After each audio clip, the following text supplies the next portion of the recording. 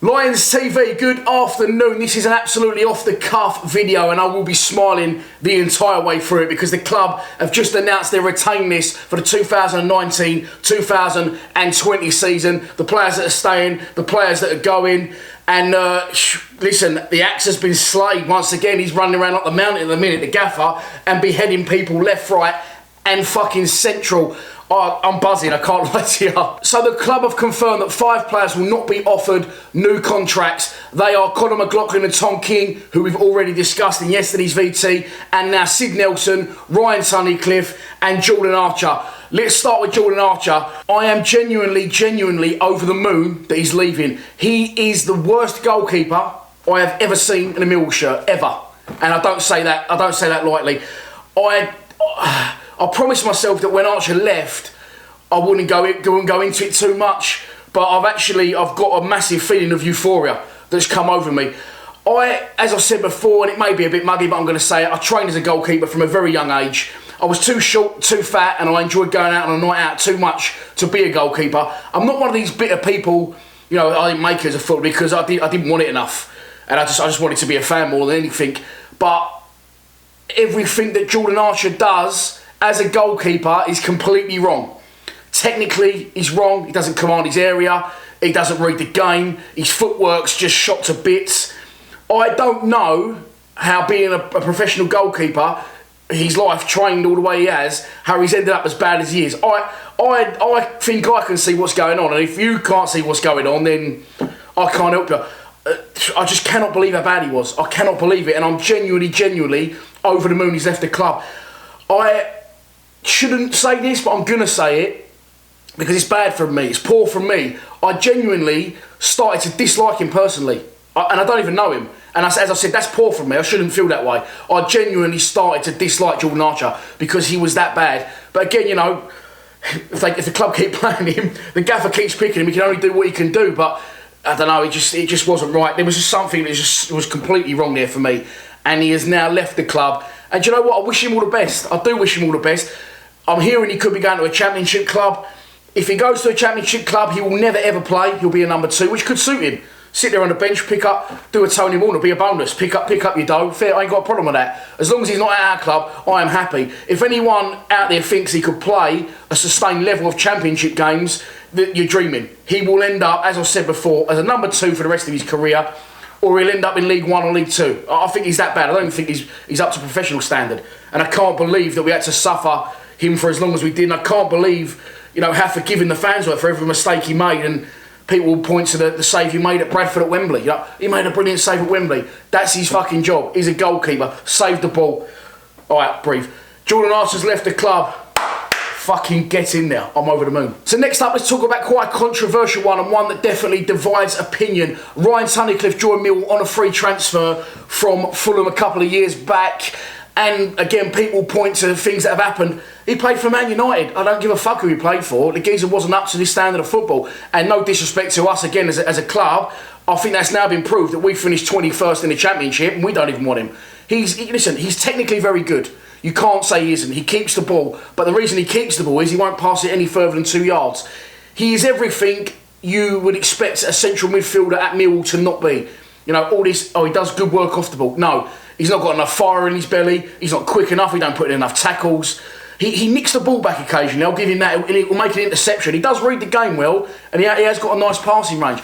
But for me, personally, you know, I'm not saying I'm 100% right, because a lot of people feel that Tunnicliffe, he's like Marmite. He's a little bit like Lions TV. You love him or you hate him. If you're watching this video, and hopefully you love it. But listen, Ryan Tunnicliffe, again, living on a reputation. Not good enough. He's not good enough for this standard of football. And he's now gone. That's my opinion. As I said, again, with other players, I won't go on to those players, but Ryan Tunnicliffe, I think if he's in a very good, very successful side, you can have the luxury of someone who's going to give it 1 yard, who's going to give it 2 yards. This is not a problem. But in a struggling Championship side, you need a midfielder who's going to be an absolute lunatic. He's going to be here, there and everywhere, flying tackles in. Someone springs to mind. His name's Ben Thompson. As Joe O'Mara very rightly said, Ben Thompson come back from Pompey and showed our midfielders exactly what we expect from them. And for me, Ryan Tunnicliffe just didn't have enough. He hasn't played a sustained amount of games at any other club he's ever been at. He's fallen very quickly through the leagues. But he'll be a good player in League One. I don't dislike Ryan Tunnicliffe, I don't know him, and I wish him all the best, but he's left that club, and again, I'm over the moon about it. The last player in the trio to mention is obviously Sid Nelson. Had a random start to his first team career at Millwall. We ended up being captain under Ian Holloway. That was, a little bit of madness. But Sid's been sent out on loan a couple of times, and he's been given contracts a couple of times when I feel maybe he shouldn't have been. But listen, he's Millwall, he's from the area, so I wish him all the best. He's currently at Tranmere Rovers, and they are now at Wembley in the Division 2 playoff finals. So, all the best, Sid. Thanks for your service. And, young defender, it's best for him, again, as I say, with Fred and with AOB, it's best for him to get there now, get out of the club, get into a team where you're going to play football, you're going to play games. Hopefully, Tranmere will snap him up, and he'll have a good career. All the best, Sid Nelson. So next we move on to two players that have been offered new contracts. One is Lee Gregory, who we've discussed and drawn a line under, and he's left the club, turned down the offer of a new contract. We've been there, we've been through it. And the other player in that list is Dave Martin. Now Dave Martin's been offered a new contract when his contract expires on the 30th of June, and I fully expect him to sign it. I would be over the moon if Dave Martin signed it and become our new #1 goalkeeper. Wouldn't have a problem with that at all. Proper goalkeeper, proper man, takes responsibility for what he does on the pitch. Again, for me, seems like to be a leader, very vocal, as a goalkeeper should be, commands his area, and he's got a real presence on the pitch. So Dave Martin, having sat in the wilderness for 2 years, that was a bad call from the management. To get in other goalkeepers and continue to play other goalkeepers, when you had Martin sitting there doing nothing. He's finally been given his opportunity, Dave Martin, and he's absolutely grabbed it with both hands, like he did against Brighton, but he didn't drop it. Yeah, well done, Dave. Absolutely over the moon that you are a new goalkeeper, and hopefully, as I say, you'll be our #1 next season. Don't have a problem with it. Two other players we had on loan that have now returned to their parent clubs. On the subject of goalkeepers, Ben Amos. A lot of people, didn't like Ben Amos. I didn't mind Ben Amos at all. Thought he wasn't a bad goalkeeper. Saved a couple of penalties. He came to the club as competition for Jordan Archer, and as I've just covered, neither of them have ended up playing. We've ended up with Dave Martin. So a complete waste of time, a complete waste of wages. Nothing against Ben Amos, but he's now gone back to Bolton. Off your pop, Ginge, back to your parent club. All the best. And obviously, of course, also in that bracket of players that return to their parent club is Ben Marshall. I think we've said all we can say on Ben Marshall. Come back to the club at the second time of asking, and we thought he was going to be the saviour. Again, he wasn't, and he just didn't seem interested, and he's on a lot of dough elsewhere, and maybe that played a part. Maybe us not being as good this year played a part, but he just didn't do the business this year, Marshall, for me. And never in a million years would we sign him anyone on the contracts and the wages that he's probably on. Again, we need a left-footed midfielder, and he's not that. So Ben Marshall, where's he going to go? Where's his next move? I don't care, as long as he's not at Millwall, and we ain't footing the wage bill. Off your pop, Ben. All the best, brother. So let's move on now to another pair of players, and this will be a controversial one. Two players, two strikers that have contract clauses that triggered an extra extension year. So we're stuck with them now for another year, whether we want them or not. They are Tom Elliott and they are Steve Morrison. Both, unfortunately, players are now regarded as about the same standard. And that's terrible to say, because Steve Morrison is a club legend, and he does a lot in and around the club. He's been getting a lot of shit lately, some maybe because of what he's come out and said in defence of the manager, but I take that as a positive that Morrison has come out and been complimentary and defensive of the manager. I see that as he's defending the club, not just the manager. People seem to say, oh, he's crawling around Harris's arse because he wants a coaching deal. I don't see it like that. I think Steve Morrison has done it because he wants the best for Millwall Football Club.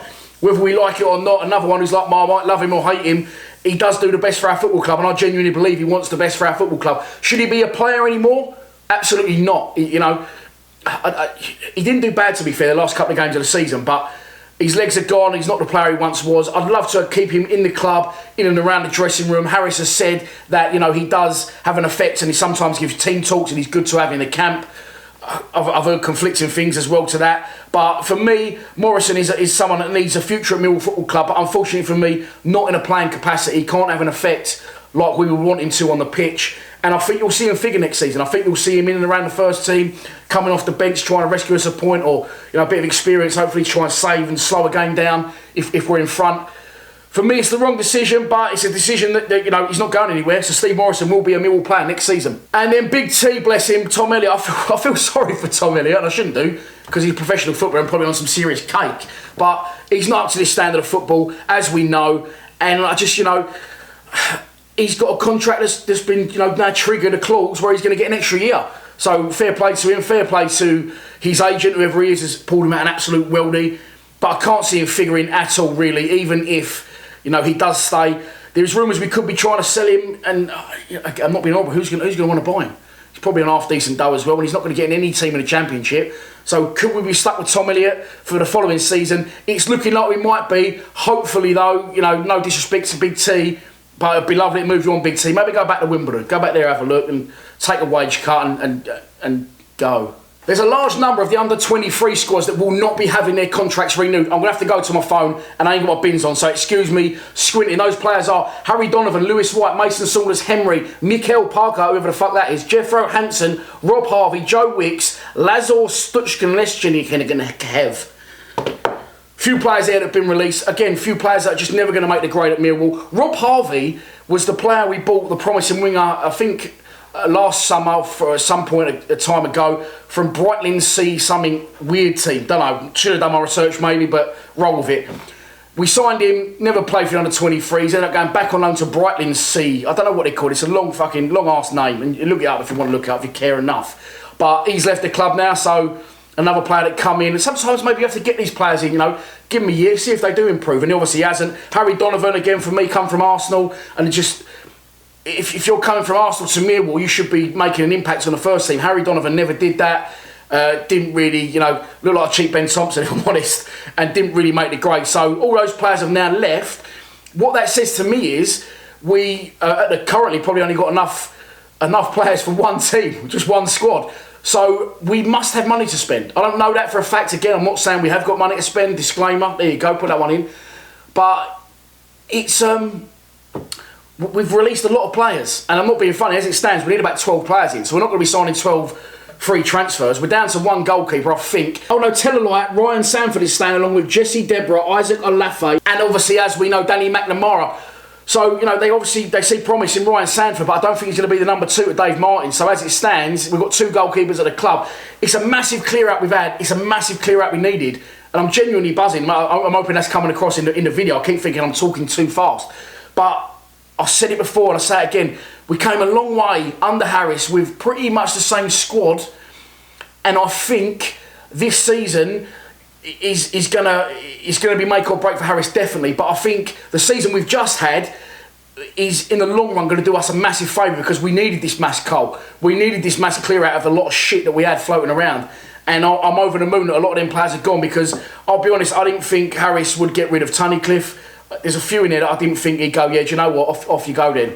Yeah, so that's your lot, 2 videos in 2 days, but it warrants it. You know, it feels a little bit like the first time I sat on the toilet after I had my bowels reconnected. Sorry to be crude, but just a mass clear out, and it feels good. It feels really good. I'm feeling a lot more positive about next season than I have been over the last couple of weeks, and long may it continue. It will be interesting now to see who comes in the coming weeks. Richard Cowley's chopped me down again, hasn't he, today on Twitter, and come out and said we're definitely not interested in Josh Morris either. So Cowley's good for transfer rumours here. He's also good for cutting down my transfer rumours. He's now done me with Josh Morris, and he's done me with a big, tall Tom Eaves from Gillingham. So as of yet, no player's been touted to come in, but that's not a bad thing. And let's hold our horses now. All the shit seems to be gone, all the shit we can get rid of. And it will, as I say, it will be very interesting to see who comes in over the coming weeks. I really am going to try and have a little bit of time off now, but I know something's going to happen tomorrow, and I'll be back in front of the cameras at Lions TV Towers. I hope you've enjoyed the video. Enjoy your weekend. I'll see you soon. Please subscribe to Lions TV. Come on, you Lions.